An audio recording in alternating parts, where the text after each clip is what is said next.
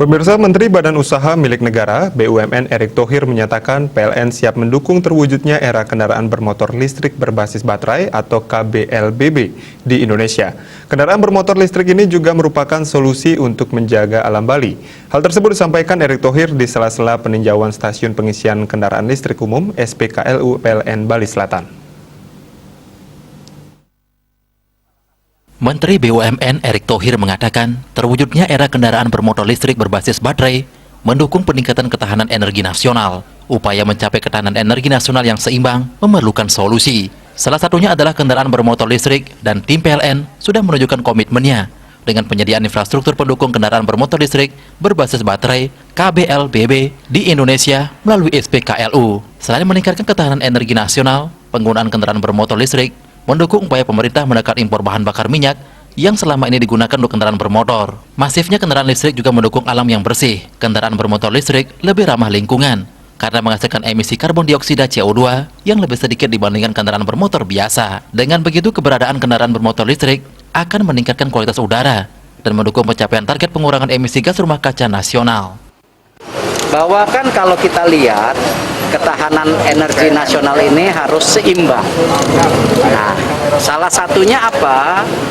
Bagaimana kalau kita lihat impor daripada minyak ke Indonesia itu setahun hampir 200 triliun. Itu uang negara keluar, ya, dan impor daripada minyak itu 1,5 juta barel per hari kalau tidak salah, nanti tolong dicek gitu.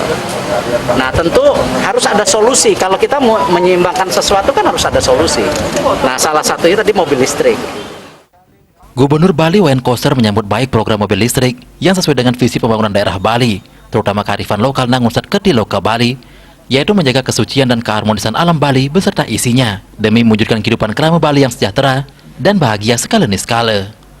Oleh karena itu, kebijakan tersebut sejalan dengan upaya untuk menjaga alam Bali. Oleh karena itu, kebijakan yang dikembangkan adalah sejalan dengan upaya untuk menjaga alam Bali ini agar bersih.